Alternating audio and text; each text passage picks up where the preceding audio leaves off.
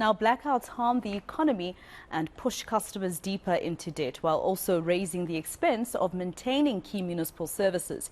The South African Local Government Association says municipalities spend extravagant amounts on diesel to ensure that wastewater is processed and service continue during electricity cuts. It also says power disruptions put government and businesses at the mercy of generators, which come at a great expense. To unpack this further, I am joined by Salga's KZN chairperson, Thami Ntuli. Mr. Ntuli, thank you very much for your time and welcome to All Angles. Just first of all, is it time maybe for municipalities to look at getting their own IPP contracts? Thank you, Masaho, and to your viewers. Indeed, you know, the municipalities needs to find the other ways of addressing the issue of power supply. Hence, the impact you have already mentioned. There's much more negative to report than positive from what is actually taking place persistently for quite a very long time, and each and every day it brings more burden to the financial or the financial capacity of the municipality, as even the customers which are supplied electricity by municipalities, the reluctance to even honor their accounts because of what is happening. It impacts in many ways, not only on the capacity of providing services as the municipality, but even for the customers which are receiving electricity from the municipalities. They themselves, they can't proceed with what they do as if everything is normal.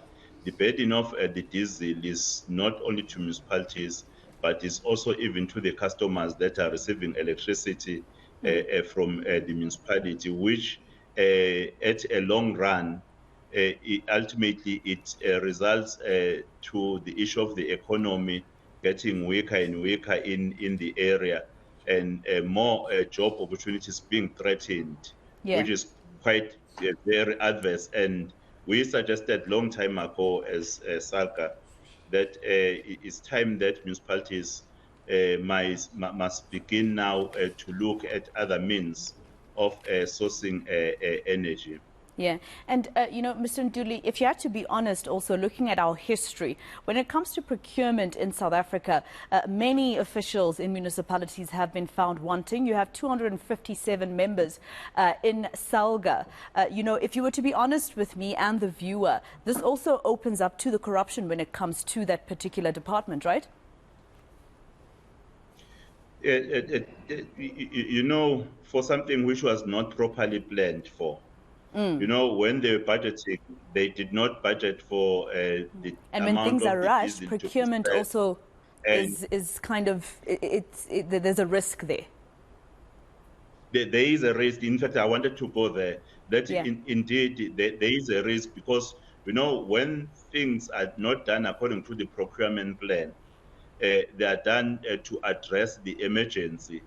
In fact, it avails an opportunity of the negative. It attracts the negatives, of which we have had a session as Salga with a local government here in KwaZulu-Natal, wherein we're looking at the measures of mitigating at such a risk, because we're quite aware that when now everything is not done according to a plan, is only addressing an emergency, some may find an opportunity to do what is wrong. Hence, there should be a way of mitigating such risk.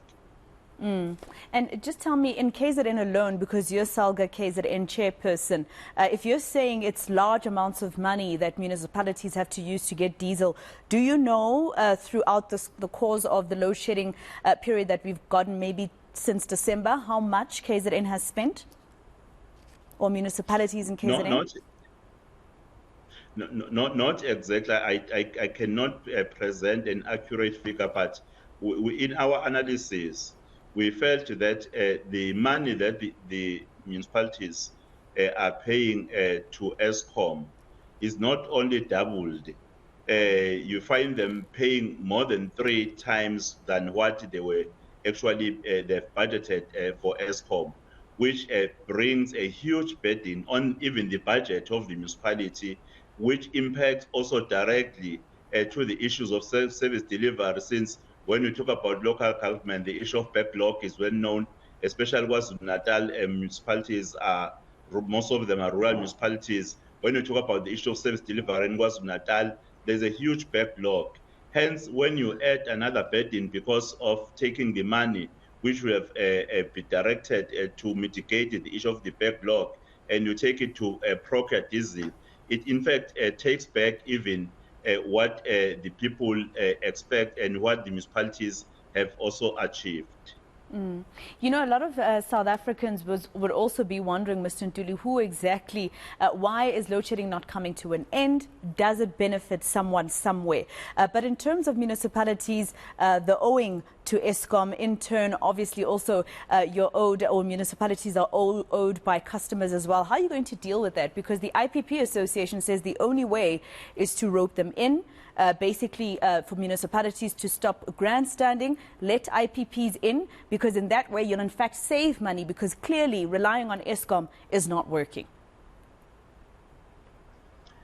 Well, in a recent discussion I had as the chairperson of Salga with the general manager Mlambo of ESCOM, not only the issue of municipalities owing ESCOM are contributing factors, though a lot of money is owed to ESCOM by municipalities.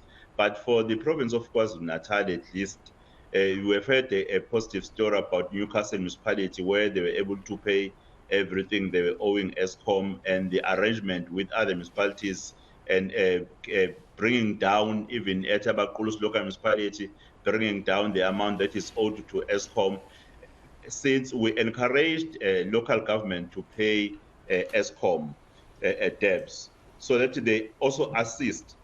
But the other factor, which the general manager from ESCOM cited, was the issue of illegal connections, which we have been observing that a number of the customers who are is sometimes even directly buying from ESCOM, they have illegal connections, even in highly populated areas, wherein unfortunately the capacity for now of ESCOM to address such has been in fact not bearing some fruits.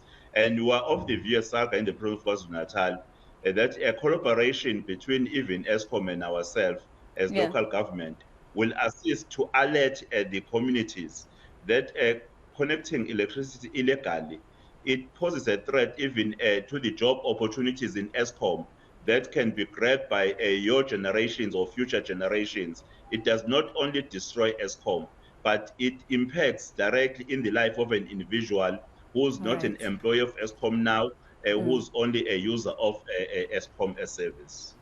All right. Well, thank you very much for your time here on eNCA. KZN chairperson of Salga, Thami Ntuli, speaking to us. Then maybe you should ask yourself at home, and maybe tweet at eNCA if you have the answer. Who is it benefiting for us to continue to have load shedding? We have the coal mafia, as they call them. There is also the industry that sells diesel that is also benefiting at the moment. So I wonder what you think while you're watching.